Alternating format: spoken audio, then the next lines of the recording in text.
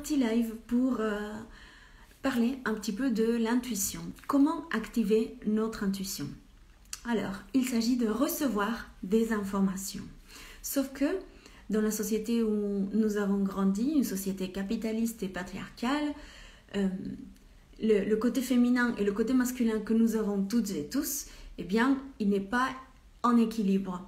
Il y a une forte invitation à développer le potentiel surtout masculin, de concurrence, d'aller de l'avant, d'avancer, de mettre en place des choses, d'être dans l'action, dans le faire.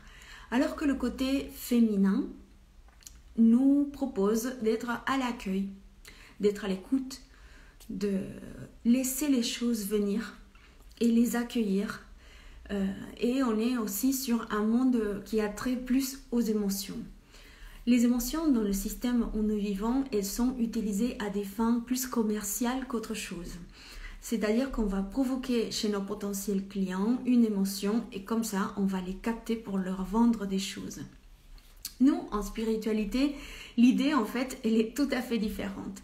L'idée, c'est d'être à l'écoute et à l'accueil de ce qui se vit, des énergies, ça peut être les énergies planétaires ou ça peut être notre propre énergie.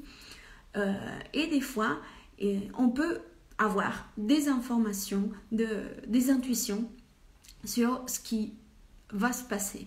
Ça sonne un peu oracle, mais des fois, c'est vrai qu'on a des intuitions. Par exemple, quand on est sur le point de sortir et qu'on se dit « je devrais plutôt appeler machin », et le prévenir, et il se trouve que cette personne elle avait oublié qu'elle avait rendez-vous avec nous et du coup ça tombait bien qu'on l'appelle juste avant de sortir ou des choses comme ça, ou quand on annule et que l'autre personne elle dit ah oui ça marche bien parce qu'en fait voilà.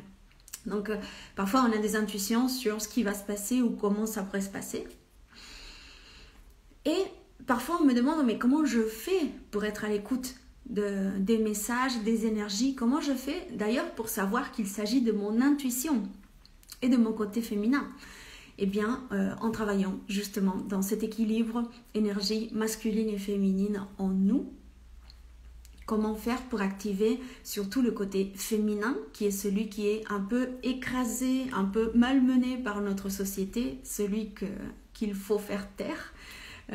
A priori pour être adapté à la façon que nous avons de vivre, eh bien on peut à travers différentes façons de faire. Moi celle que je préfère c'est la méditation, mais pas juste la méditation de pleine conscience. Moi j'aime les méditations avec des visualisations où on peut aller guérir des parts de soi et faire des soins pour soi-même. C'est-à-dire qu'on a toutes et tous la capacité de s'auto-soigner quelque part.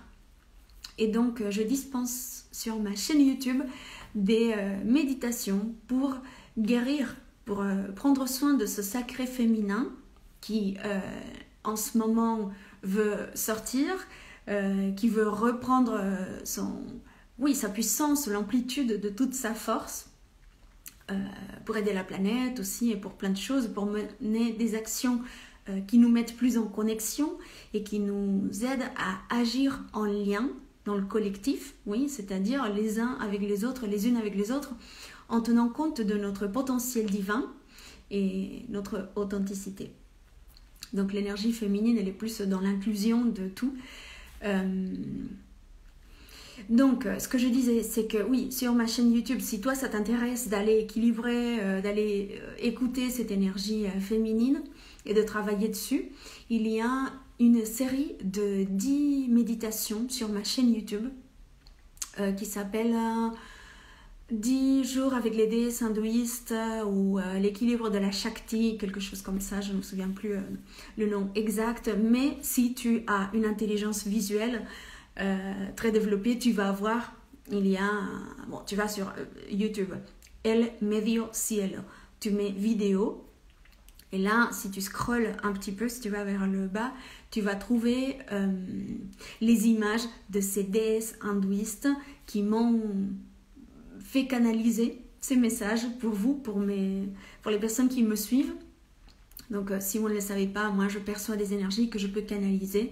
A priori, tout le monde peut être canal, sauf qu'il y en a qui ont, comme disons, l'antenne plus affinés ou qui captent mieux, disons, et d'autres qui doivent faire un gros travail pour pouvoir capter. Donc moi, il se trouve que je capte plutôt facilement. Du coup, j'ai décidé de mettre je sais pas si c'est le mot don, mais mettre cette capacité au service des personnes. C'est gratuit, c'est sur YouTube. Il y en a 10 au total. Elles sont superbes. Les déesses m'ont envoyé des énergies très très belles. Si tu parles espagnol, si tu comprends l'espagnol, tu peux aussi les faire en espagnol. En général, bon, ça c'est entre nous. Les méditations en espagnol sont un peu plus créatives, pour ainsi dire, c'est-à-dire qu'il y a plus d'images. On part plus dans l'imagination, dans des choses comme ça. Un peu moins dans celle en français, parce que ce que je ressens, c'est qu'il faut y aller mollo. Donc voilà, c'est un peu ça que je voulais te dire. Si tu veux travailler sur ton intuition, travaille ton féminin sacré. Prends soin du côté qui est à l'accueil, qui est à l'écoute, et baisse un peu le son de ce côté qui te dit « Allez, vas-y, fonce » et tout. Eh bien, ça nous permet pas tout le temps d'accueillir. C'est pour ça que souvent on reçoit des messages quand on est sous la douche, aux toilettes, etc. Pourquoi? Parce qu'on lâche et qu'on se laisse un peu aller, on se laisse porter. En plus, il y a sous la douche le contact avec l'eau qui est associé aussi au féminin. Donc, lorsqu'on entre en contact avec ce féminin, on capte mieux les informations invisibles, on est plus à l'écoute du ressenti et c'est ça qui nous permet d'avoir de la guidance. Bon, vous savez que moi je le fais à travers les annales akashiques, mais vous pouvez aussi obtenir de la guidance à travers les cartes de tarot, avec l'astrologie, le pendule ou d'autres disciplines, la numérologie, etc. Il s'agit toujours d'interpréter les messages, mais quand on se laisse guider et quand on laisse venir les messages spirituels, c'est quand même beaucoup mieux. Ça vient d'un lieu plus authentique et moins mental. Donc voilà.